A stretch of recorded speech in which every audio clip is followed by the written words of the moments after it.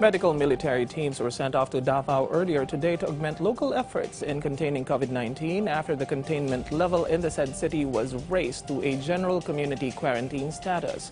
According to NTF Chief Implementer Carlito Galvez Jr., this is proof the national government is proactive in aiding the LGUs in the country's joint strategies to flatten the curve. Meanwhile, he also said the administration will prioritize vaccine procurement once all measures are in place. Patrick De Jesus reports. A 25-man team of medical personnel of the Armed Forces of the Philippines was deployed to Davao City.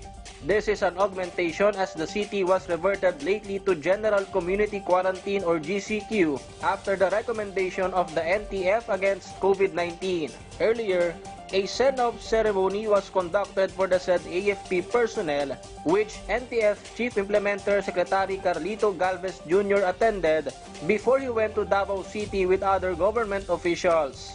Each team is composed of a doctor, 2 nurses, and 2 corps members from the AFP Health Service Command, Philippine Army, Philippine Navy, and Philippine Air Force. Sa mga medical personnel, especially ngayon dyan sa Davao, malaking nagagampanan ng ating deployment na pinapakita natin na tumutulong talaga ang ating national government sa local efforts ng ating mga kababayan.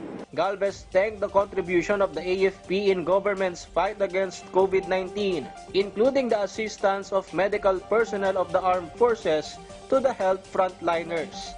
As Davao City is now back to GCQ, Galvez hopes it would also be an effective strategy to minimize the COVID-19 cases in the province, which is now more than 5,000.